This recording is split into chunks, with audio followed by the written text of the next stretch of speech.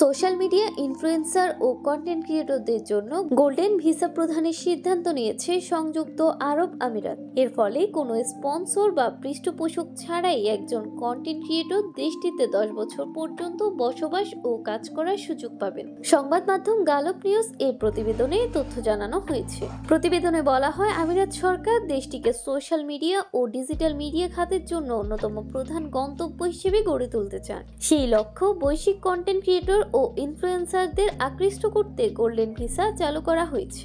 Golden ভিসার জন্য কিছু নির্দিষ্ট যোগ্যতা নির্ধারণ করেছে আমিরাত সরকার। সৃজনশীল কন্টেন্ট নির্মাতা, যাদের কন্টেন্ট নতুনত্ব ও প্রভাব সৃষ্টির ক্ষমতা রাখে। পুরস্কারপ্রাপ্ত বা স্বীকৃত কন্টেন্ট ক্রিয়েটর, যাদের কাজ আন্তর্জাতিক বা স্থানীয়ভাবে স্বীকৃত। আমিরাতের ডিজিটাল কমিউনিটিকে উপকৃত করতে সক্ষম, যাদের কন্টেন্ট আমিরাতের দর্শকের জন্য মূল্যবান, এমন কন্টেন্ট ক্রিয়েটররা আবেদন করতে পারবেন।